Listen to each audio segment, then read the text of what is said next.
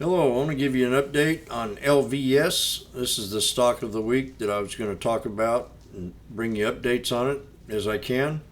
And today I took my first entry and I'll show you why, and we're going to take a good look at it. But this is LVS Sands Hotels and Resorts. I started noticing the flag down here. First I noticed the two big candles. So I said, that looked kind of interesting to me, so I went ahead and took the trade and got in the 55 strike for January let me see here, January the 21st at 97 cents. And it's right at 93, but that was at close, so I figured we're going to probably be up tomorrow when I come in. This is what you call starting of a pocket pivot. I had an inverse pennant flag down here that I flagged, and I'll show you here on daily 1 minute. Had a little knife catch, so I got in here, got in on this turnaround. As it started to pull back, that's where I jumped in the trade. I noticed the trend when it pulled back to right here, it was starting to form a triangle, and that's when I took the trade. Kind of earlier in the day, right in this period right in here, right once it hit that little trend line down there. I was looking at a double bottom, and then when I drew that trend line, man, it just landed just perfect on it. So we move it right to the right. We'll move this in here to the right. There's the breakout. So this is pretty healthy. I like it. I think we're going to get back up here and get back to 42. I'm going to swing this trade long. This is my long swing practice trade, and I'm going to show you here on the yearly, on the 20-day. Well, I'll go to the year. Go to 3-year.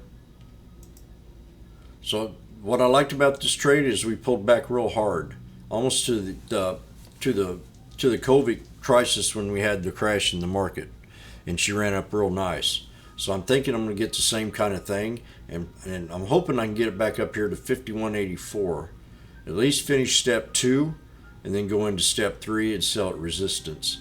All this down below is support, and everything above that is resistance. So if I can get above that Darvis box, which had a pretty nice little breakout at one time, ascending triangle, I think we can just go ahead and gallop pretty fast back up in here into this box and start to create some pattern, and then go ahead and break out.